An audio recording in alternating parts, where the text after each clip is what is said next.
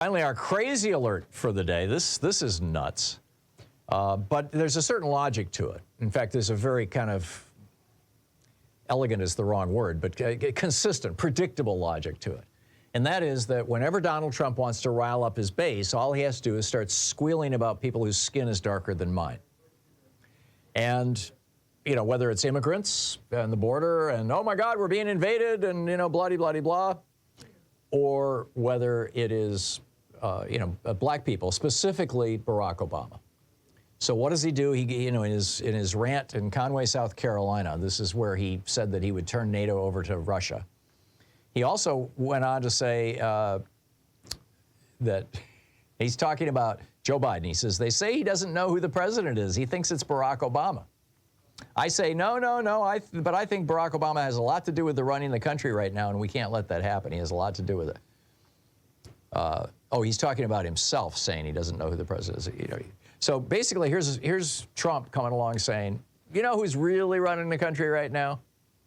You know who's really in charge? All you Trump followers out there, all you white people? It's that black guy. That black guy that we all protested and, blah-de-blah-de-blah, and whose middle name is Hussein. And Trump repeats that over and over and over again.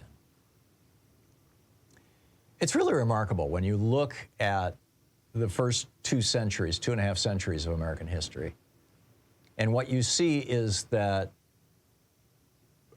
arguably the primary driving force behind an awful lot of what goes on, an awful lot of our laws and our society, was racism.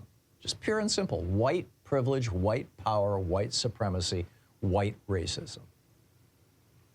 And, some of it takes the form of anti-Semitism. Most of it takes the form of anti-black racism. Some of it takes the form of anti-Hispanic racism or anti-Asian or even anti-Native American racism. But this is such a powerful force. And the Republicans have been exploiting it since the 60s. The Democrats were exploiting it prior to the 60s. I mean, back to the founding of the Republic. And I don't have an easy solution for this other than that, we continue to try to create a more pluralistic, multiracial society. But this is a hell of a challenge. It really is. When an entire political party and its leadership have decided to use race as the weapon against America. What say you?